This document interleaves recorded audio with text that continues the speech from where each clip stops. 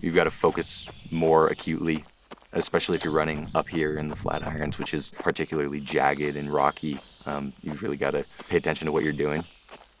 I spend most of my time thinking about my foot placement and where the next foot's going to go. And the more complicated, the better in my mind, because, you know, it draws you out of whatever you were involved with before. There's certainly some pretty distinct parallels between the preparation required for running up here and the preparation that's required for putting a rover on the moon.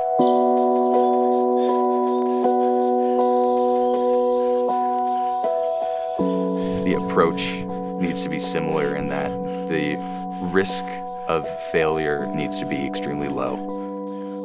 It requires that you take a moment to step back and really analyze what you have to do to make sure that you ensure that that's the case. And so it's doing the research and the due diligence, even in the face of a lot of incentives to skip it. And then when you're putting a rover on the moon, that requires that you and everybody on your engineering team have the discipline to take a step back and evaluate what needs to be done before proceeding forward.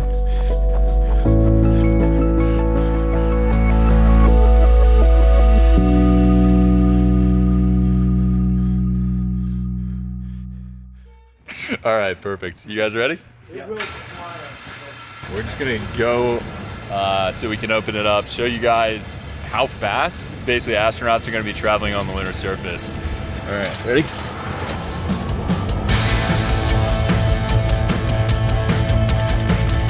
Here at Lunar Outpost, we make mobility and robotic systems to enable a sustainable presence in space.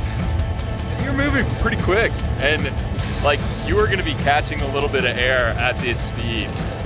So for the most part, astronauts are actually going to be traveling a little bit slower than this. Small robotic rovers to start, all the way up to large space trucks that are going to build the infrastructure of space. So everything from your power, your communications, your habitats, roads, launch and landing pads, and everything else. We are the workforce that makes that possible.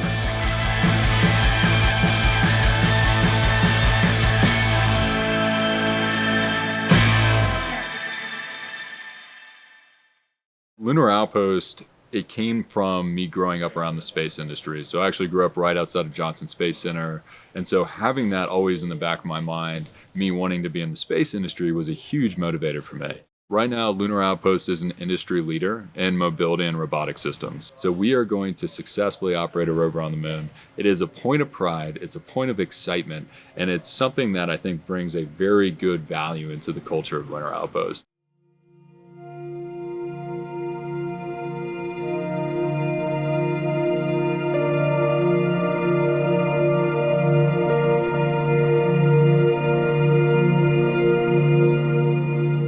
The moon is something quite unique. It is something that everybody and every culture and every language group and every country has some kind of relationship with. It is the only place that we have all seen. Everybody on Earth who is able to has seen the moon. The moon is a continent with a surface area the size of Africa.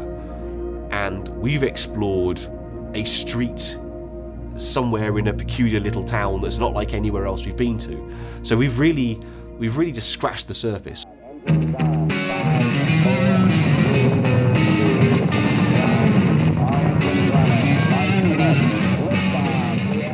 The 1960s was an extraordinary era for space exploration. There was really this drive, and a huge amount of resources were devoted internationally to getting to the moon.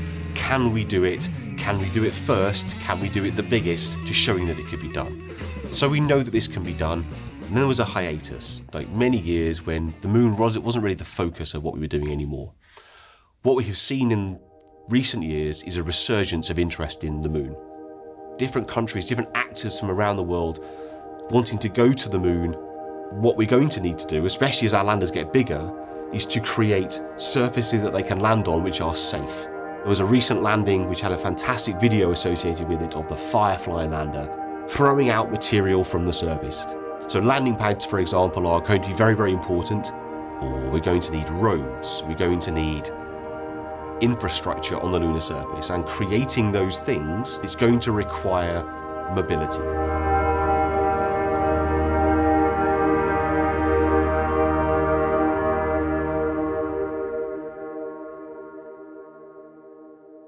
For those that are interested in doing extreme sports, like you find out here in Colorado, the correlation for your career is, in either case, I think it's just a desire to kind of take it to the next level.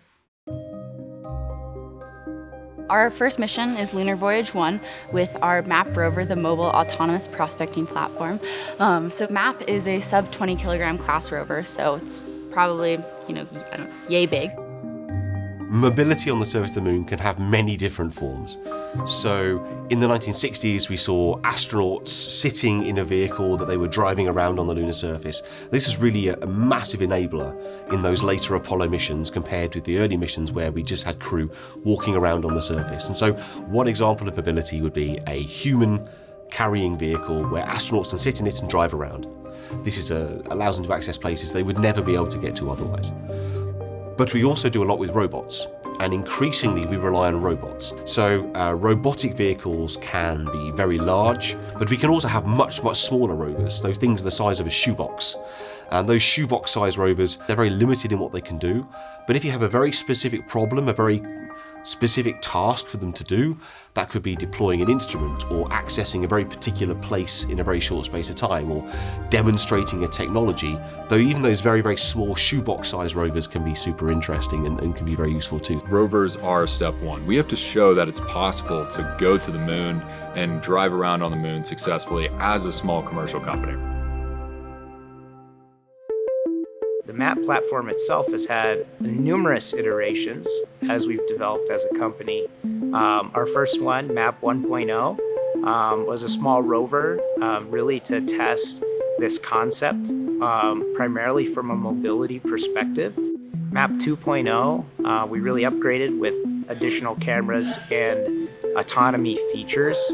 And then MAPP 3.0 evolved a lot by adding additional sensors. That rover has 2 stereo camera sensors. It has a wheel cam, it has a thermal cam, backup nav camera. For Lunar Voyage 2, that rover has a LiDAR. So we've increased its capability for sensing, increased its compute capability for autonomous functions, optimized the wheels to mitigate dust, and fine-tuned the thermal environment to survive the South Pole. 3.0 is really the version of the MAPP rover that we're flying on our Lunar Voyage missions. It's a mobility platform that could go anywhere on the moon. In the immediate term, rovers really provide a ton of value to those kind of research and testing opportunities or areas of interest in private payloads and also research organizations that are trying to use their instruments to understand more about the lunar surface or do specific science investigation. The sun could set at equatorial locations for over 14 Earth days. Down at the South Pole, it looks like we should be able to kind of play Frogger with the sunlight and have dark periods no greater than 150 hours of night. But as we expand our range and try to go farther north, then those nights become longer and longer. And there's a lot of heat transfer that's radiating out into the darkness of space. Everything we build, if it's touching something else, we have to manually put in a contactor that says either this is the resistance or these are the material properties of. In the short term, I do think there's a really large opportunity for our rovers to help facilitate the understanding of the lunar surface. In the last few years, we've seen very real demonstrations of how challenging it is to land on the moon. It's challenging for anything to land on the moon. It's more challenging to get a rover down and operating there. The major space programs of the world, primarily NASA and the Soviet Union back in the day, and now China, got pretty good at it. They learned how to land things on the moon with these big government programs, big expensive government programs, and had a pretty high success rate. Now that private industry is entering the picture, we're once again seeing how hard it is. It's interesting that all this learning we did over the decades from the 60s forward kind of reversed itself. And there's a bunch of reasons for that, but primary among them is it's just really hard to do. It's tough to get any amount of mass down to a planetary or lunar surface without crashing or without going too fast sideways and skidding to a halt, tipping over. if you're tipped over, it's really hard to deploy a rover out of a lander. Even if a lander lands properly, it's really challenging to get ramps down, drive the rover off, and get going and keep going. The moon is an anchor point for understanding the whole of solar system history, to understanding how planets are formed and evolved, to understanding the history of our own planet. Around the epoch when life was emerging, there are things that the moon can tell us and records about the history of our own planet that have been lost from our geological record. And so the moon is a tremendous scientific opportunity. But then in recent years, we started to have missions in orbit. And what we saw was the samples that we have from Apollo, the samples that created the basis of our entire understanding of the history of the Earth-Moon system and how planets are formed and created, all those samples come from a place which is unrepresentative of the moon. It's really very unique and quite special and quite weird. So if you want to understand the moon, what we've learned is we need to go back there. We need to go get samples from all over the place.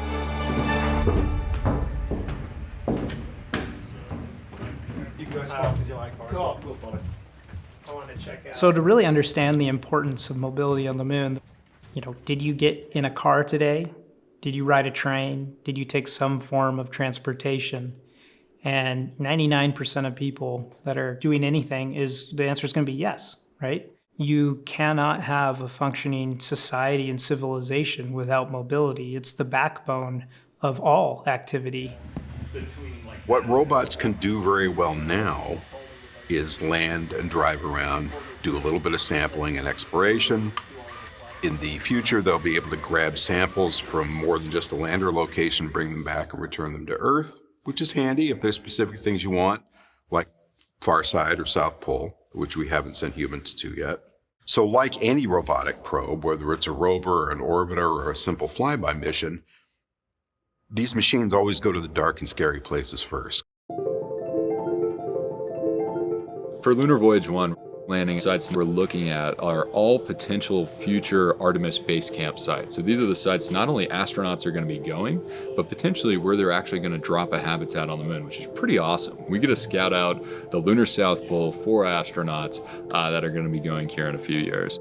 The South Pole of the moon is considered, I think, generally more scientifically interesting because there are places on peaks where the sun almost never sets. But also we have craters that never see sunlight.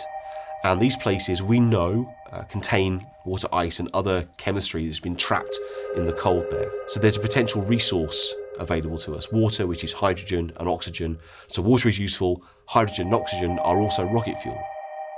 So we could find areas where we have near continuous solar power next to areas where we have a deposit of rocket fuel.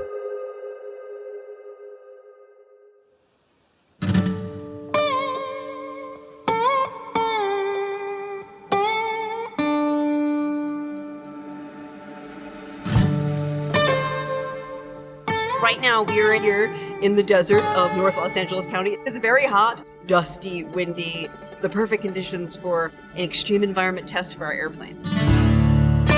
So I started my career actually working for Boeing Space Communications, working on the development of cryogenic launch vehicle propulsion systems for the space shuttle. I moved to NASA's Jet Propulsion Laboratory, working on the development of electric propulsion systems for deep space exploration. After that, I worked on the development of Mars entry, descent, and landing systems, and worked on the team that landed the Curiosity rover on the surface of Mars, and then finally moved over to working on a payload for the International Space Station. Hydrogen as a fuel has been the workhorse of the space program. That's because it has so much energy per unit mass. It's got about 3 times the energy per unit mass as traditional hydrocarbon fuel like diesel or Jet A or avgas. You get a much bigger bang for the buck, or bang for the pound, or bang for the kilogram. Going to space has driven amazing technological advancements, but it's brought them back down here to Earth, and everything from our cell phones to the microchips you use every day to GPS to material science, all of that comes from the space industry. The first use of integrated circuits was in the Apollo spacecraft. The first use of flyable advanced computers was in the Apollo spacecraft. Metallurgy engineering that took place for the Saturn V took us light years ahead of where we were. So there's all these advancements that generally don't happen unless there's a push and a forcing function, and spaceflight's about the toughest forcing function there is. So when you can master that, you can do anything. My goal as an engineer, as a professional, as a business owner, and as a commercial pilot is to decarbonize aviation. You can do that by changing your fuel source, also switching from traditional internal combustion engines over to electric propulsion systems.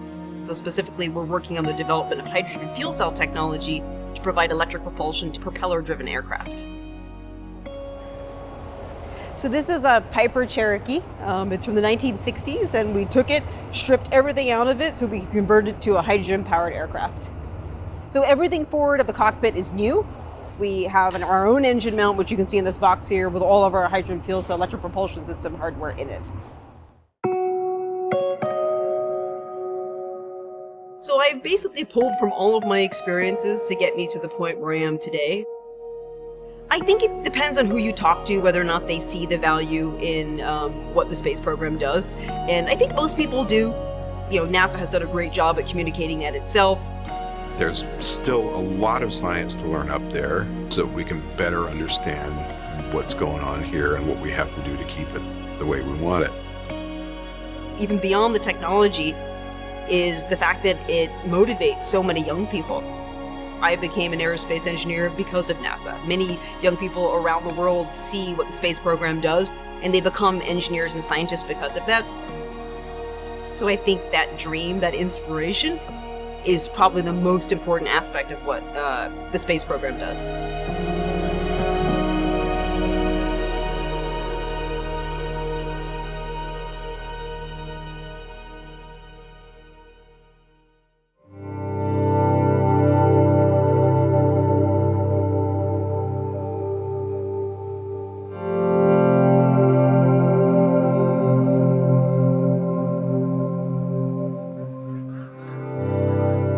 In 2016, I started working on a book called Space 2.0, and the idea was, let's look at the next 25 to 30 years in space and all the great things that are going to happen.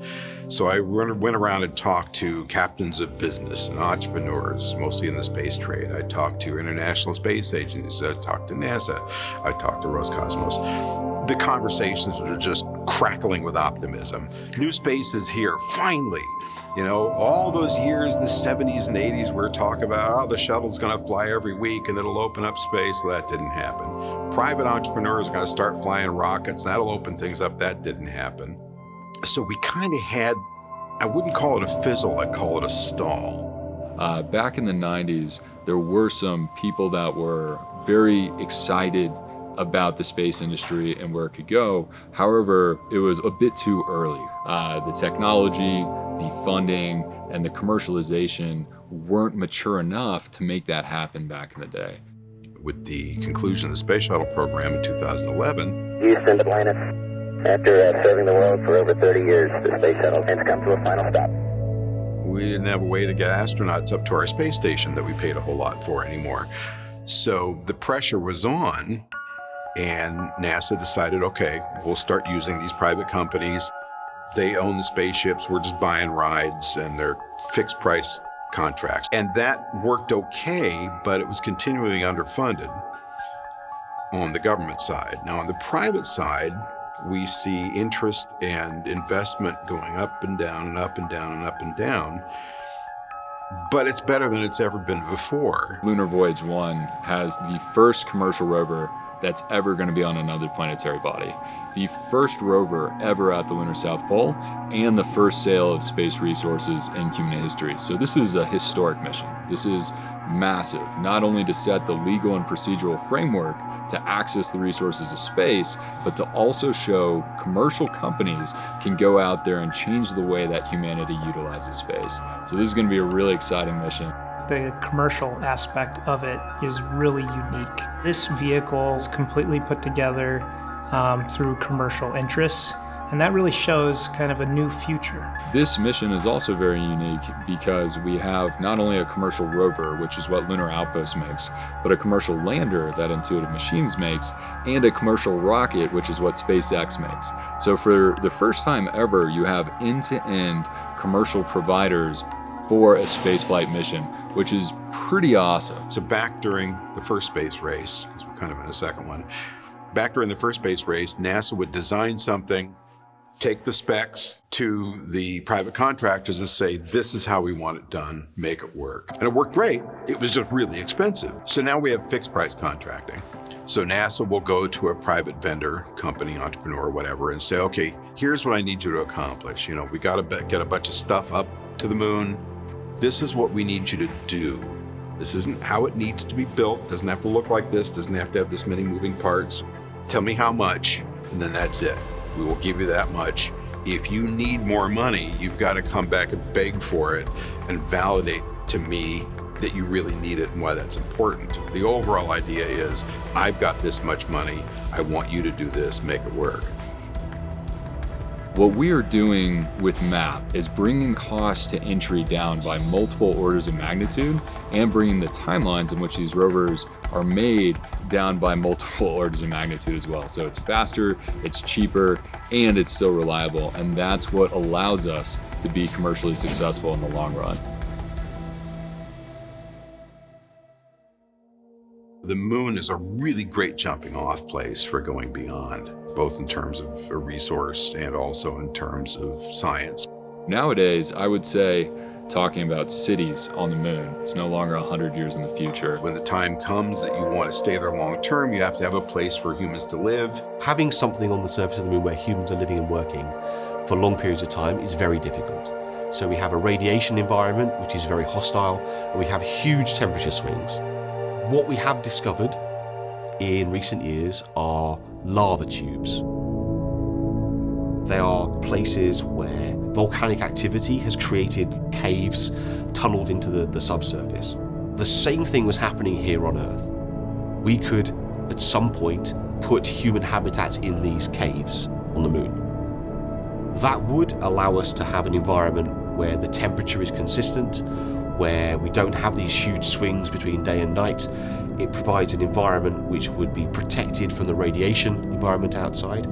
Now, it might be that there are lava tubes which are much more accessible. We're in Lanzarote, which is part of the Canary Islands in Spain. So this is a great place for us to test our technology, to test that we can actually do the things we want to do around lava tubes on the moon, and we can test that here on Earth first. I've plugged in a 3D camera, which has its LiDAR and RGB, so it's regular color images, and then the LiDAR gives us the depth. And collecting this data and hoping to recreate a three-dimensional lava tube. And so what I'm actually getting on my screen here is, it's called a point cloud. It's process data, where it actually puts together the image of what we're seeing in 3D. This is really interesting because it looks like a lava tube that you would find on the moon. One of the things that would be interesting in this early era of exploration that we're seeing now would be to look for lava tubes, locations which could be realistically visited by and used by humans. And so early robotic missions are our scouts.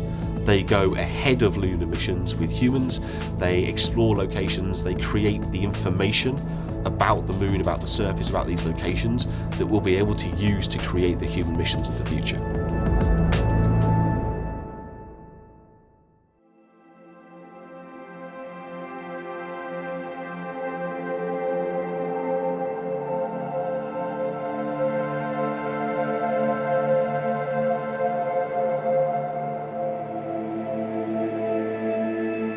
To make history, to do extraordinary things, it takes extraordinary effort. You really have to be bold when you pursue these endeavors, and you really have to go the extra mile at everything you do. Everything counts. And that really has helped us to kind of push the speed in which we're commercializing the space economy. And I think part of that is this dedication to push further. Failure is not an option. Failure is not an option has been the historic motto of human spaceflight. Back during the Apollo missions, for example, you can't lose an astronaut. You can never lose an astronaut.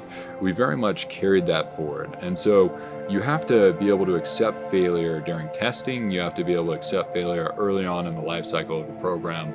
But when you have these systems up on the lunar surface, you have to be able to reliably perform for long periods of time, right? There is no other option.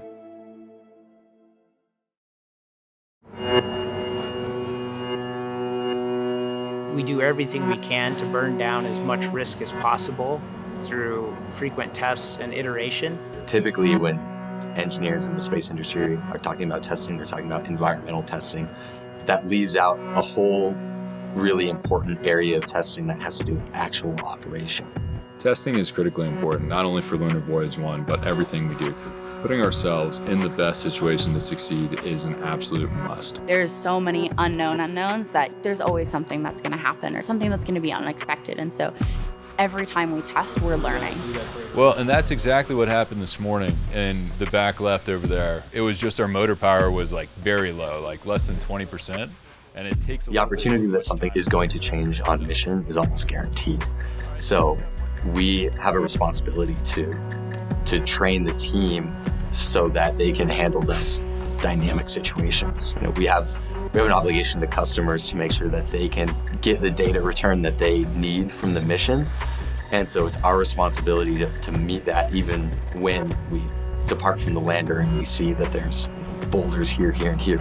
We are planning for every contingency. From a technical standpoint, we've mitigated the risk as much as possible. We've done the integration to the lander. All the technical risk that we can mitigate have been retired at this point. So what's so unique about working on NASA robotic missions is you have to develop very complex systems and they have to do very unusual things like landing on the surface of another planet, which is hard to do, and you have to make it work the first time. So it's very challenging from an engineering perspective. When you're designing for an environment that no one's been in 50 years, you have to use all the data that you can, right? All the data that's available to you.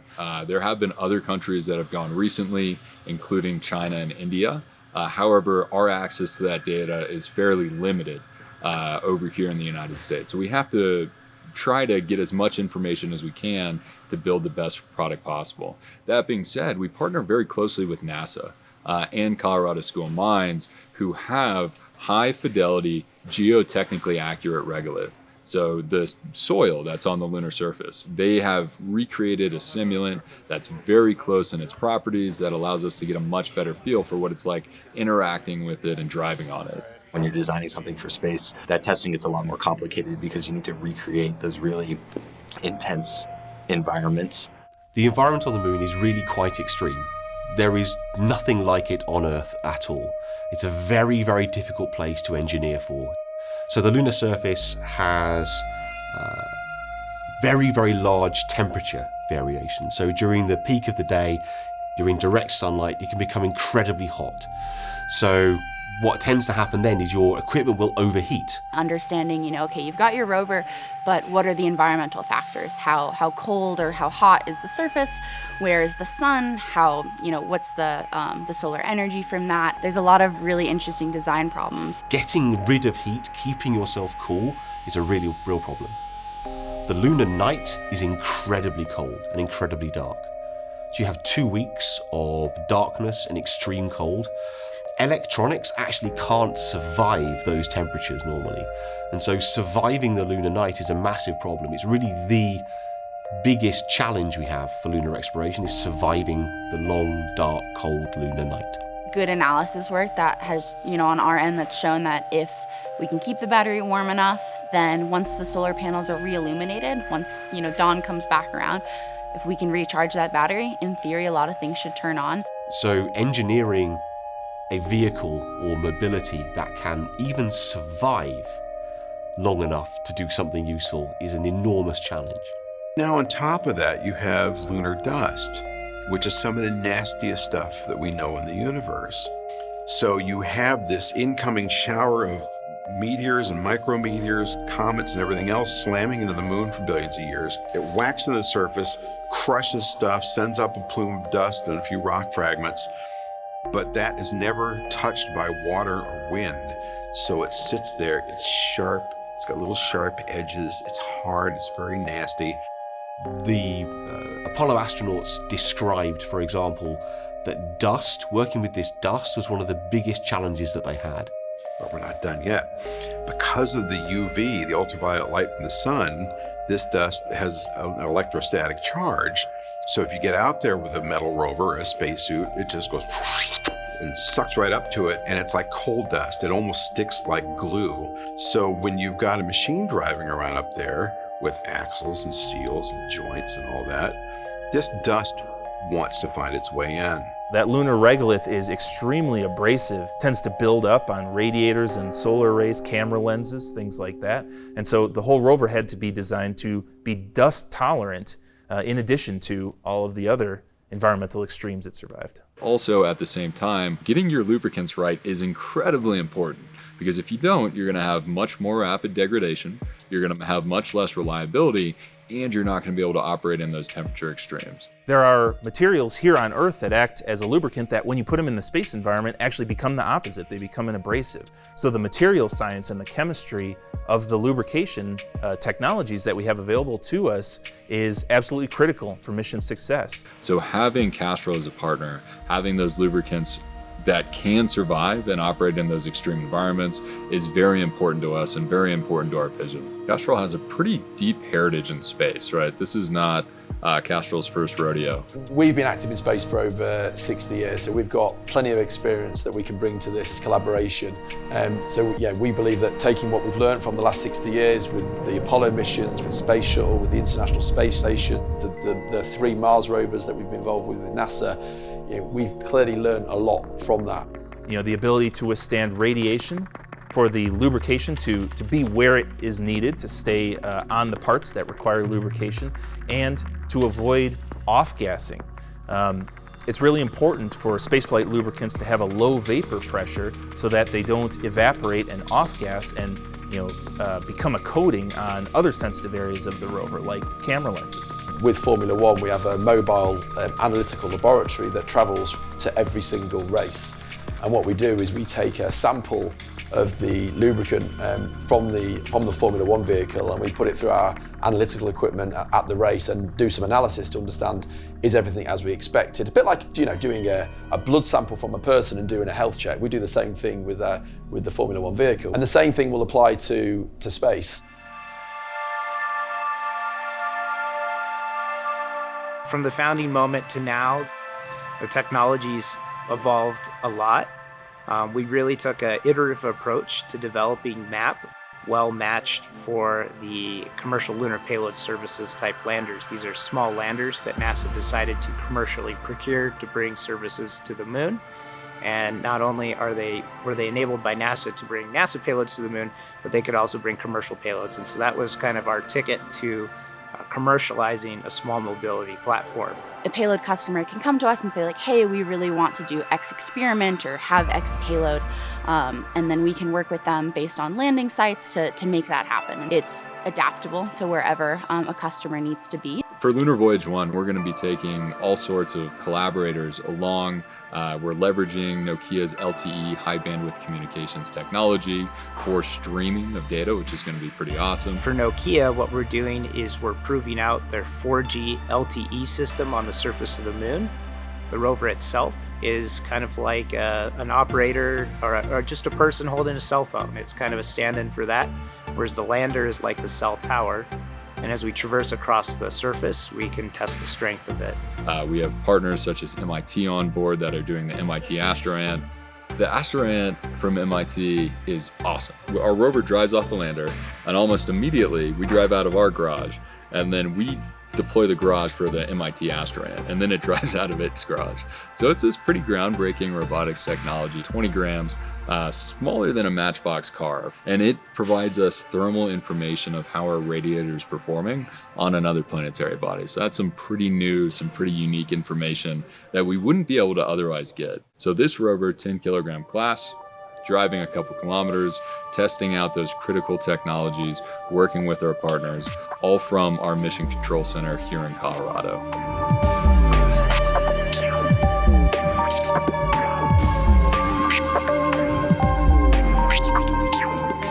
This is the Lunar Outpost Mission Control Center.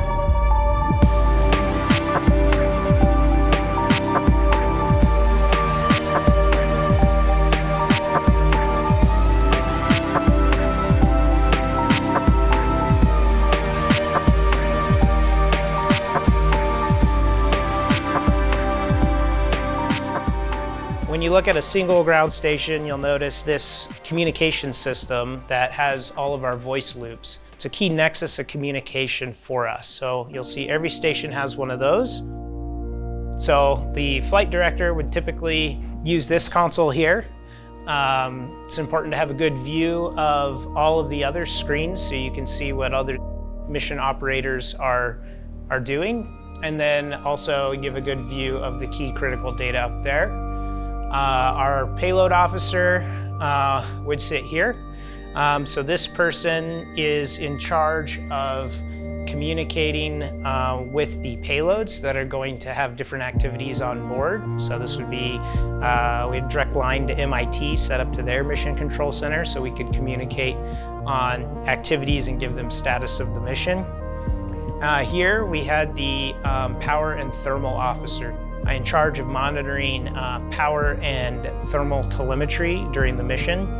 It's a very important role as during transit, those are the two key parameters you're really looking for. As the rover goes from Earth to the moon, you want to make sure that it stays warm in the safe non-operational temperatures, and you want to make sure you're getting power. To power on off, could you do an updated get power distribution on that? I just want to confirm that that payload shut off properly. And then this far console over here is the Stargate officer. They're the ones monitoring our connection to the ground station, the ground antennas. They're making sure that the commands are going to the moon. We're getting pings back, so it's a very important job. All right, so this is the pilot. So that's a cool role. The pilot is the one that sends the drive commands. Pilot, we have begun our 20-minute payload activity window. They also send other commands to the rover, so they need to really be in tune with rover operations, how to drive it. They do a lot of really intense training, both with our simulator and then our Earth model to get used to what it's like to see from the rover's perspective. Mission control is the central part of everything from operating rovers in space to bringing in our team, the scientists, the stakeholders here on Earth, and having a place to engage as part of a mission. Having Castrol as a collaborator on our Mission Control Center, really helped show that now is the time. There's a lot of big international companies and organizations that are ready to operate and do cool new things in space, and they're supporting it. They're ready to go. We're building things. We're launching missions. It's all right here, and it's physical. It's something you can see and touch and interact with and work inside of.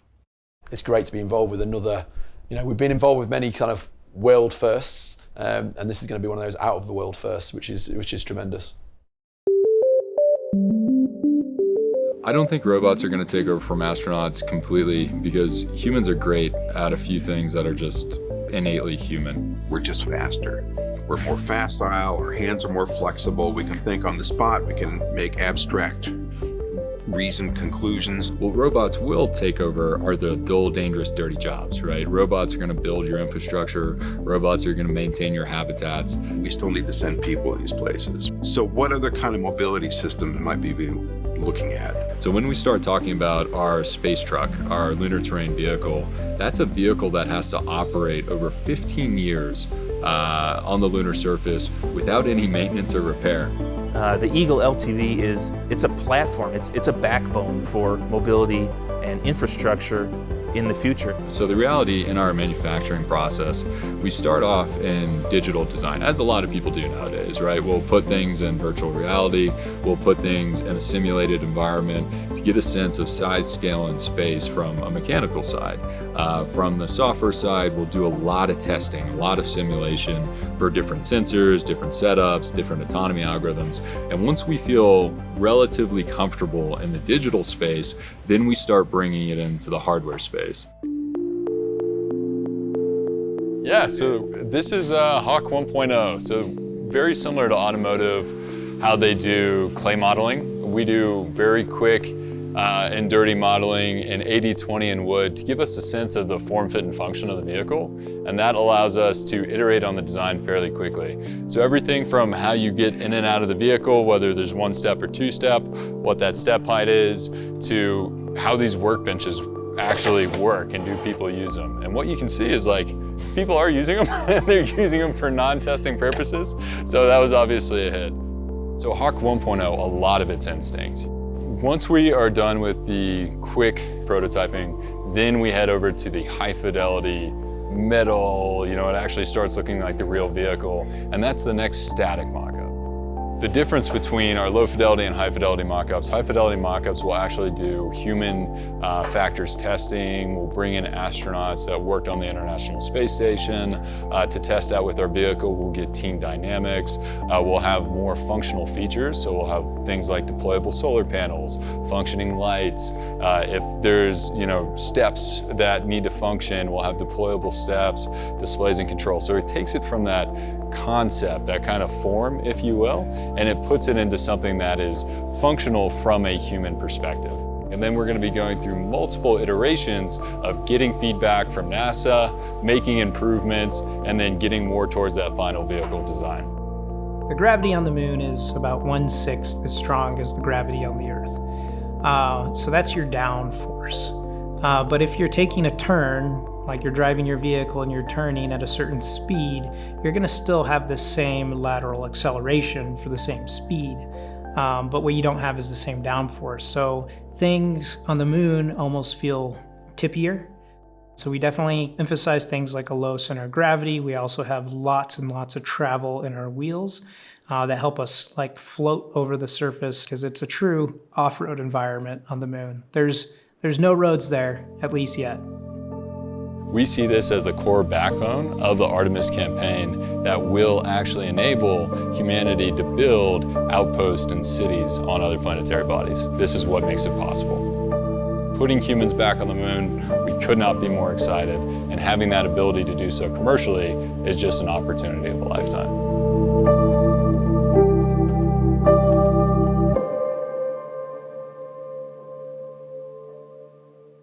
MAPP is going to be the first, not only the first privately owned rover to the moon, but the first teleoperated rover manufactured by the United States.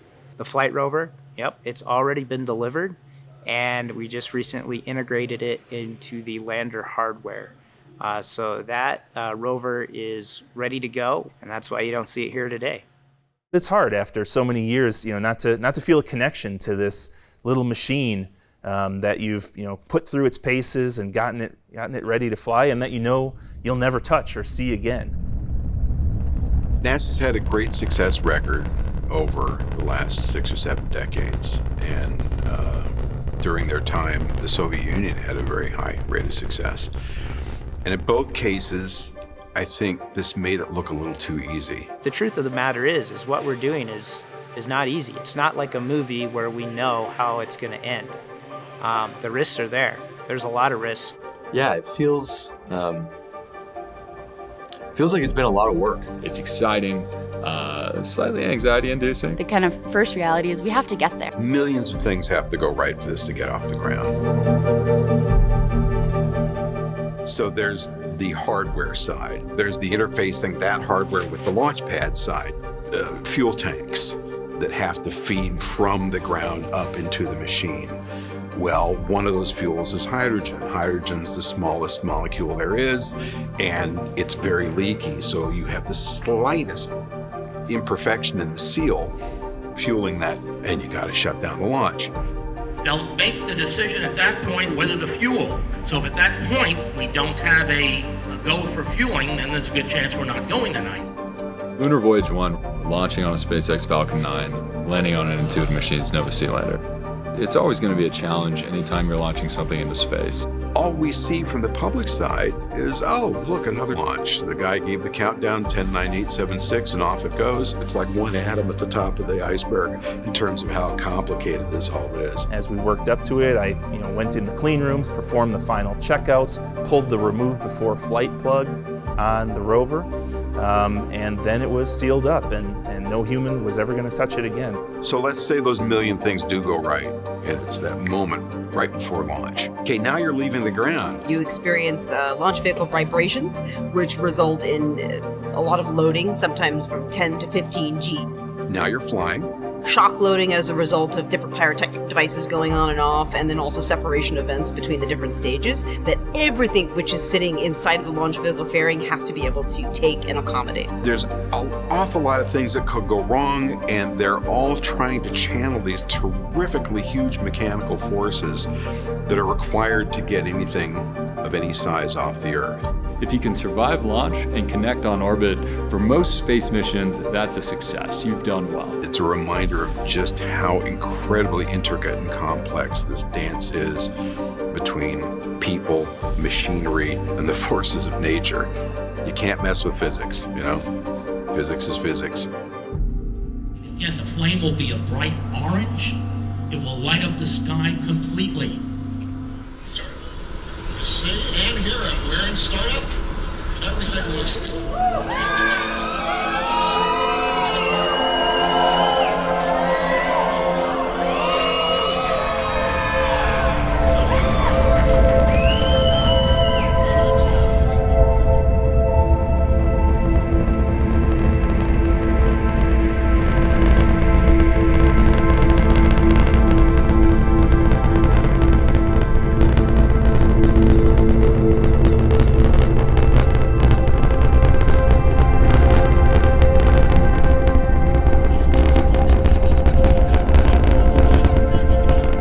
The space industry is truly amazing. It was a huge moment at launch. We finally got the chance to see our rover, MAPP, head out into space and on its way to the moon. I think definitely it hits you. I remember being at launch, watching the launch obviously is very emotional, and it was my first rocket launch ever that I was there in person for, and you feel the sound wave hit you and it's like, whoa. Yeah, I mean, launch events are super exciting.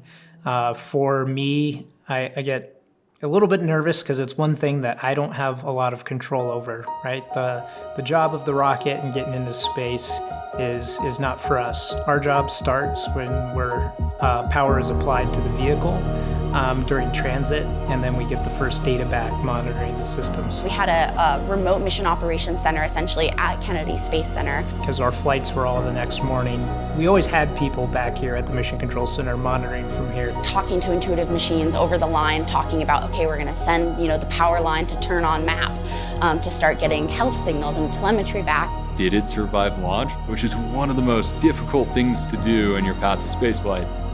And so we're sitting there, don't see any pings. We're like, are we gonna communicate? Did they go well? Did we survive launch? Are we healthy? It was almost as if, my dog was on board there. I felt worried for it. I'll never forget the time was 1820 Mountain Time when we received the first ping from MAPP, and it's like, oh my God, the rover's alive. I don't know, that was just so amazing. All right, we survived launch. Now 100,000 kilometers to go. All right. Everything was exactly as we expected to be. All systems were nominal and happy, and MAPP was ready to fly and transit out to the moon. It was a moment that I'll never forget. The thing that we had spent all these years building and testing was finally on its way and finally in space and alive and doing well. It's a really difficult environment to build through, and so I think it was important to be grateful for every little thing that goes well, and it's wow, we did this as a team, we came together, we built this rover, and it's working so well, and that's just really special. This was truly a special moment because it showed that everything we had done, all the hard work, all the nights and weekends, all the sacrifices our team had made, had paid off and will pay off massively in the future. And this was the hardest step. I remember we were driving back from the launch site. We were monitoring the vehicle health and data on our laptop through the Stargate system as we transitioned to the next Mission Control Center that we had set up at the hotel. And then finally, a day later, we were all back here. And then it's, all right, now we're on our way to the moon. Heads down, time to focus. There's still this little bit. The tough work is, left to go. We've got to operate this vehicle through some of the most, dangerous environments, going through radiation belts, going through, landing. Obviously, we were operating 24/7 actually during transit, which is a really cool opportunity. We were working with 3 or 4 shifts of teams coming in, briefing each other, and then continuing the work. From Earth orbit out to lunar space in our transit phase, we're facing dark deep space at almost absolute zero. Flight director thermal, we had component temperature starting to cool off here. When the lander rotates and now we're in full sunlight, the rover needs to be able to withstand those temperature shifts in a relatively short amount of time. Negative 200 degrees to positive 150 degrees Celsius. Our team got honed very quickly, right? Making sure we're solving the issues, the problems, any interaction issues that pop up with the lander. We solved those, we got through it, and our rover behaved perfectly. That 1 week was intense. Then we enter low lunar orbit as we circularize around the moon. That was interesting because the temperatures got a little bit warmer. The moon itself holds some heat, and so that tended to increase those really low temperatures that we saw during transit. A lot of radiation and, of course, the low pressures of space. Our rover is now in lunar orbit, which is a massive achievement in and of itself. Spacecraft power, 14 watts. All systems look nominal. So all that to say, we're getting close to the moon. Tensions are building. Excitement is building. Our team is getting ready for operations. And we had just been through a week of barely sleeping, everyone's getting ready, everyone's nervous. So the lander will, make an orbit, get a little closer, and it's sort of a safety thing to get some information about where we're gonna land, what it looks like, to do a lot of that planning and mapping. And then we get closer and closer, and it's sort of, once it's ready, then it goes for the final landing situation. Another rocket engine firing as the lander came in and prepared to touch down softly on the surface. So the lander then approaches its landing location sort of sideways like this, and then it turned down so it can land down on its feet. The lander starts coming down, starts approaching the surface of the moon. And so we flick on the left screen. We flick on the live stream from Intuitive Machines, their public live stream. Right screen, we have our private live stream. We knew what we expected to see on the screen and to hear from our lander provider. And we're sitting there and I hope this goes well, because there's not a lot we can do if it doesn't. The live stream kind of goes quiet. Our private communication channel goes quiet. And then we get a call.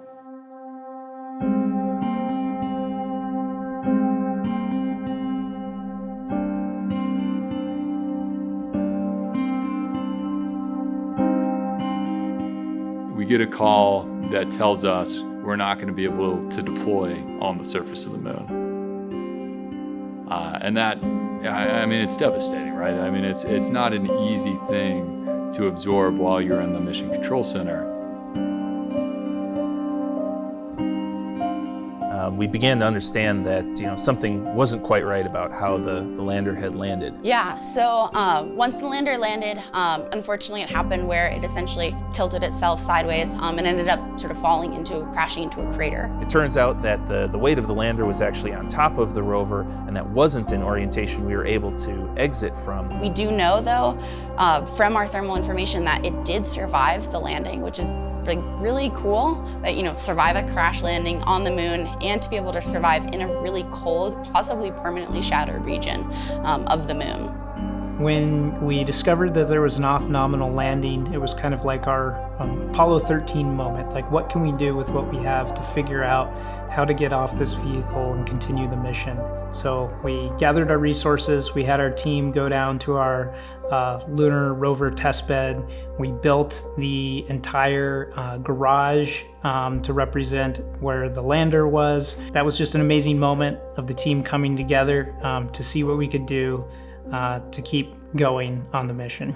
I really wanted to see that first photo from MAPP as it touched down on the lunar surface. So, we always knew that was a possibility, but to stand there in the room and see it happen, it was disappointing. Our team's better for it, honed through fire, and now is ready for the next challenge. It's probably one of the most historic milestones in the story of surface mobility.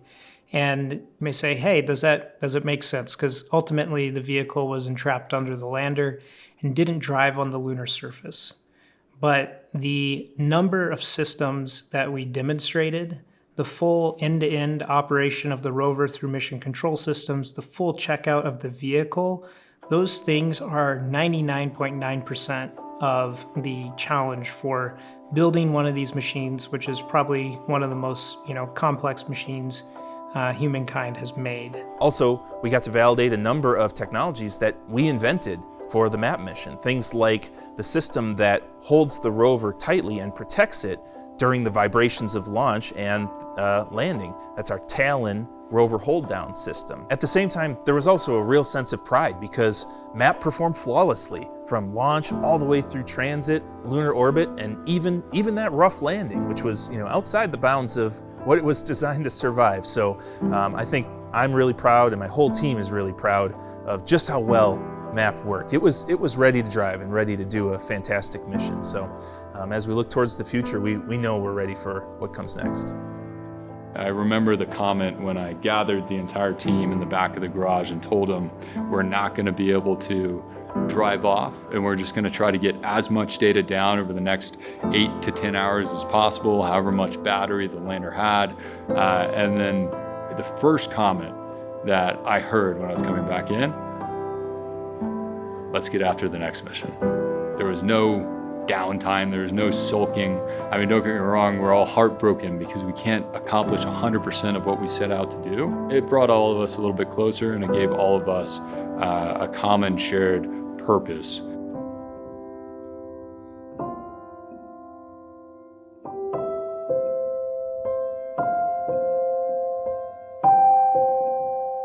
We haven't had truly a flagship mobility system on the lunar surface since the lunar roving vehicle. Fast forward to 2029 through 2031, basically those first Artemis missions. Now we're going to have permanent infrastructure for the first time ever on another planetary body, and these are flagship missions. I mean, these are astronauts driving trucks on the moon. So the lunar terrain vehicle, that's going to enable multiple humans to be on the lunar surface around the clock, which is an amazing place to be. This is something that NASA's been thinking about for a while. And when astronauts aren't there, the lunar terrain vehicle has to set up large-scale infrastructure. So this is the single most complicated vehicle and most advanced vehicle, and has to be the most safe and reliable vehicle humanity's ever put on another planetary body. 2022, the lunar terrain vehicle proposal drops. This was services being procured on the moon by NASA. And what that means is NASA believes there's a commercial market, a commercial customer base that can help offset costs to NASA while increasing the value and keeping the safety and reliability that NASA is world renowned for. We say this is the opportunity of a lifetime. We have to do this. And we ended up with truly, I think, the best team, just a tier 1 world-class team that we're working with. So General Motors, they helped make the original lunar roving vehicle. Goodyear, they made tires as part of the Apollo program. MDA Space, they make all of the robotic arms for the International Space Station, that giant robotic arm. It's even on the Canadian money if you ever actually look at it. Leidos came in at the last minute, and they came in with the human health and performance and the manufacturing capabilities. So for us, having 4 multi-billion-dollar, like all Fortune 500 companies working with us on our team was just a dream come true, but also a daunting challenge. So we put this proposal in, and we had no idea if we won. Absolutely no idea. And we get a call, highest pressure call of your life, right? Like, this is a multi-billion-dollar program. It's either a yes or a no, and that's a pretty big binary. Yeah, we called to tell you today you're a part of the competitive range. We were one of the 3 down selects, and now they needed to make sure they vetted us, go through the contractual requirements, make sure we met it. But if we got through all that, we've won. It was just elation, right? Again, the highest intensity moment, other than trying to actually land on the moon, I've ever had in my life. And that is something that we're still competing on, right? We've just gotten through the phase 1 of our Lunar Terrain Vehicle Services program, and now we're gonna be putting in our proposal for phase 2, and now we're gonna have to wait again. We're gonna have to wait another 4 to 6 months before we get that call. And that call will probably be one of the most 3 stressful moments in my life. Unbelievable experience to get awarded the phase 1, and we hope they give us that opportunity and that responsibility to take humanity back to the moon in phase 2.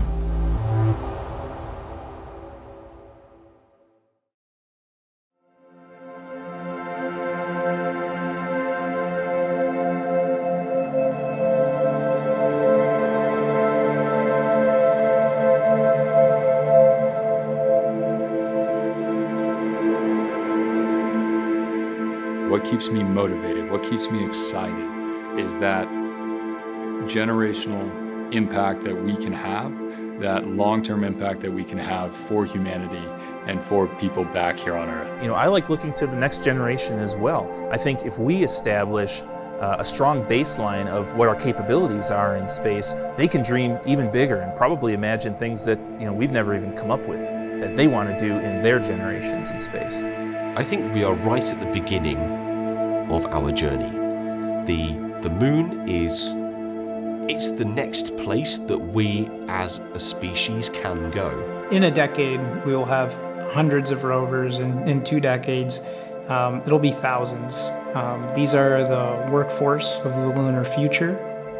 I think that this is a wonderful time to be involved because it's the beginning. And the things that we do now and the decisions that we make about how we do this will shape things into the future in ways that I don't think we can even begin to imagine. There's an old saying, if you want to go far, go together. And that's something that we have taken very seriously. Exploration is built on international collaboration. Working together is incredibly rewarding. And from a scientific perspective, there are things we can do together that none of us can do on our own. There are things that we can achieve that would be impossible if any one agency or any one organization was trying to do it on their own. There's brilliance everywhere. The question is, how do you channel it? I think that's the key of the moon becoming this place of opportunity. There are challenges, but when we get there, when we see something that we have built on the surface of the moon, that will be something really quite extraordinary, that is really unique in the world and is really very special.